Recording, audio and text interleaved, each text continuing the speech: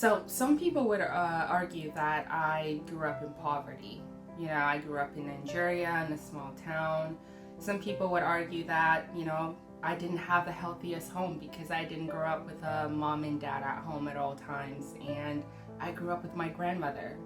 Some people would say I didn't get all A's in school, and that is a big problem, and that means I'm not intelligent. Some people would say that I'm not traditionally beautiful.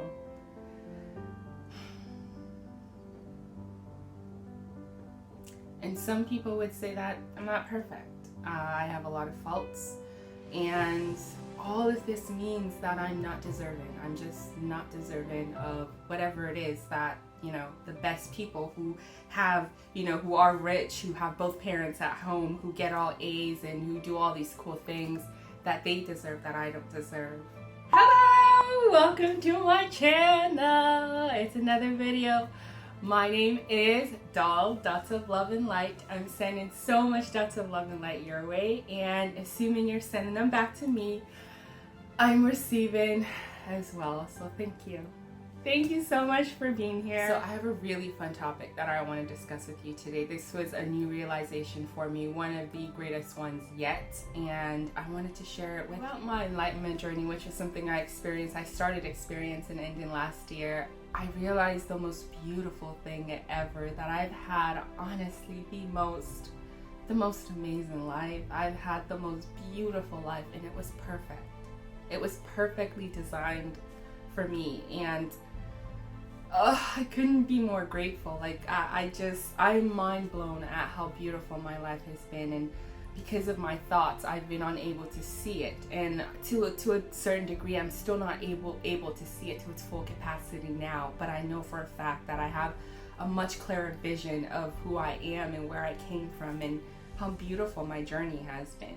So I thought I'd share a bit about my journey and some of the things, again, that people would say makes it a negative journey, but I think has added to my journey, and it's been mine, and I own it, and I see it as beautiful. I was born in Auchi, Nigeria, and I later moved to Uromi shortly after I was born. I think around 3 years old, if my memory serves right. I grew up with my grandmother and my sister, so it was just the three of us. My mom and dad were on their journey to the abroads. And so it was my sister and my grandmother and I, and we lived in a 2-bedroom home in a small little town in Uromi. And I must tell you, I was able to go back to this place in 2014, and it was just such a crazy experience to think that, that was where I came from, and that was how I grew up. And to a lot of people and the way the world sees it, I grew up in poverty. I mean, we didn't have TV. I'll tell you this. So from my childhood, the 3 things that I wanted that I didn't get a chance to get were, I didn't have a TV, so we'd have to go to the neighbors to watch TV. We'd have to sneak into different places. We'd watch it through people's window, just kids having fun, and you're playing by someone's house. TV is on, you sneak through the window, or you look through the window and you watch TV. So I wanted a TV, a bicycle, and I wanted to do braids and these high heels. So that was really the only thing that I felt was lacking in my childhood, because really, as a child, I didn't feel like really anything was missing. If anything, the world was looking at me thinking I was poor, but in my mind, I was just living life, and it was just beautiful, the space that I grew up in. Growing up with my grandmother and my sister, there was just so much peace in the home. I felt like I was surrounded by so much love. I didn't see the lack of anything. Getting new clothes for Christmas was a special thing. I remember special memories of making egg and tea for breakfast is a special thing to do, because it wasn't something that happened often. So it was a matter of, you had all of the things you need, but there was certain meals that, cornflakes, having cereal was unique for me because I didn't have it often. I didn't have access to it. So while the world would see that, oh, you didn't have cereal or a microwave, you didn't know what pizza was, you didn't know all these different things, and you lack all these different things, I didn't know anything was missing. I knew of nothing that was missing. I just wanted a bike.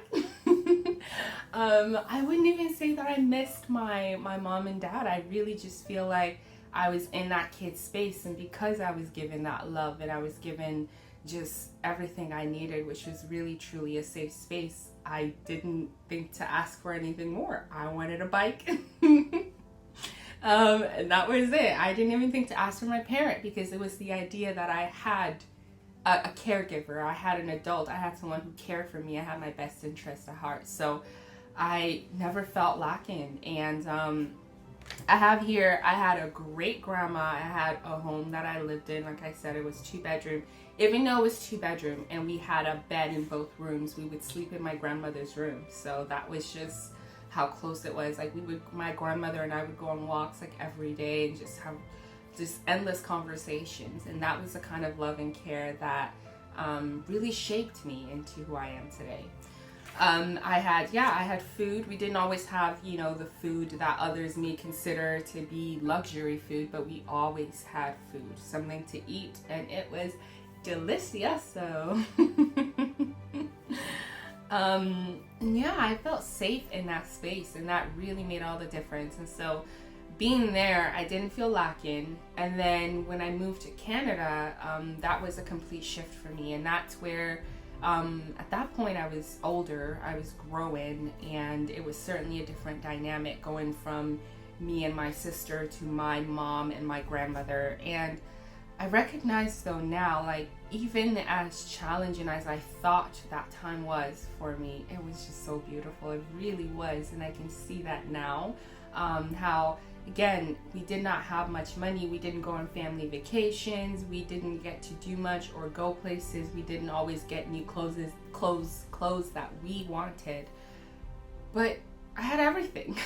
I really, at this point, I was mostly living with my mom, and my dad moved to Canada for a bit, and then he moved back to England. But even in the time that he transitioned into our life and then transitioned back out,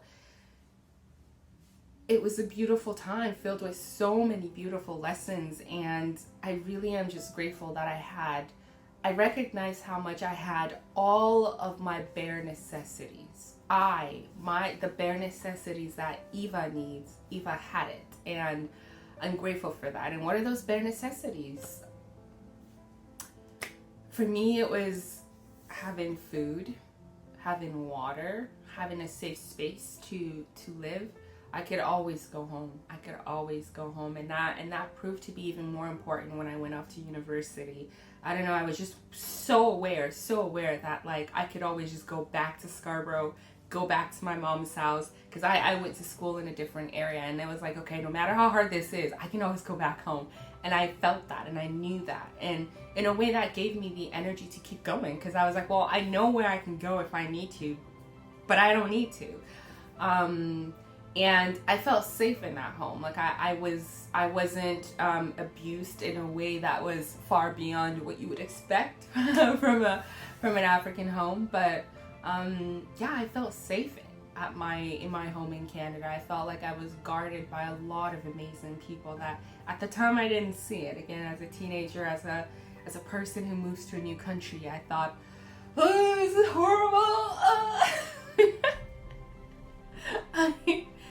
I remember I had many tantrums because I thought things were just so horrible for me. But in retrospect, it was all really beautiful. And I really just had a lot of love around me, so much love around me. I had so many people around me who mean well for me. And it didn't mean that these people may not have said negative things or have done negative things, but they really truly meant well, because after all these years, they've done nothing to harm me, and I've done nothing to harm them, and the relationship has continued to be a beautiful one. And so I'm grateful for all of the people that I was around in Nigeria that were there in those formative years. And I'm so grateful for all the people that continued from where those guys in Nigeria left off when I moved on to Canada. I'm grateful for the way the people in Canada have treated me. And that includes my mom and my brothers, and I have the most beautiful relationship with them now. And I'm grateful for the life that I have lived, and this is part of the reason I wanted to come on YouTube is I wanted to dissect my experiences and see how they formed me. And I thought, my dissecting my experiences, because I recognize that my experience is not unique and singular, and there would be so many people out there who would be like, oh yes, I too have experienced that. And so I wanted to speak to those people and say, this is how I did it. How did you do it? How do you find peace and continue to find joy and love in all of the things that are happening? My key goal, my aim is to continue to see even the things that are considered the most negative, the most horrible. I want to see the joy and the love and the peace and the good in them, because I believe there's good in everything, in every situation. And I'm looking back into my past and finding out all of these things that have happened and using all of the energy in me to find the good, to find the love in that situation. And I'd like to share that process. So this is just a really just high level overview of how I feel about my life, how I feel about my time on earth so far. That just somehow that rang something for me, my time on earth so far. This is sort of like a really quick summary of my time on earth so far, and it has been awesome. I have gone through some things, but those things have been so good, and I'm grateful for them. And I see even more now how I have played a role in how those things unfolded, right? I see my power in controlling my own destiny, and so I want to use my past to help my present to elevate my future. So yeah, I'm grateful. I'm grateful for the life that I've had. I'm thankful. I'm so thankful for my family and my friends and my acquaintances.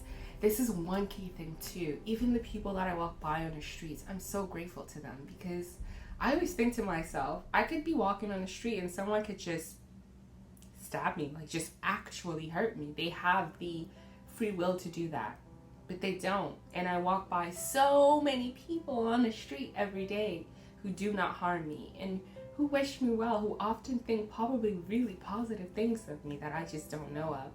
So I'm grateful for all of the prayers and all of the positive energy that has been sent my way from everybody that has ever existed and crossed my path. And so thank you. I am perfectly me. And I am grateful that all of the events that took place in my past were perfectly for me, and I was able to handle it. I recognize that in order to be where I am today, I have to have gone through every single thing that I went through, and I'm still here. That means that I can do anything from this point forward, because I have everything I need.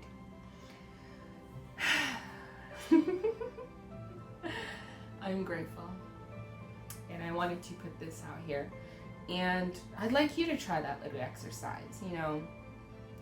Find a really challenging time in your life and find a way that you can be grateful for it. And if you already have, really live in that space and allow yourself and your mind to become normalized to that sort of thinking. That way you can spread it to other areas of your life. I really do believe you find a little slice of peace that way.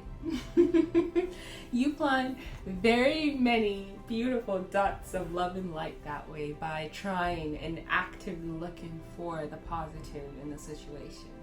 So, this is great. Thank you so much for being here today.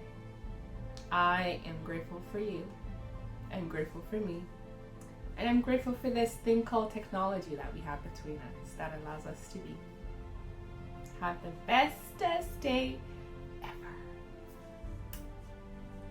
ever.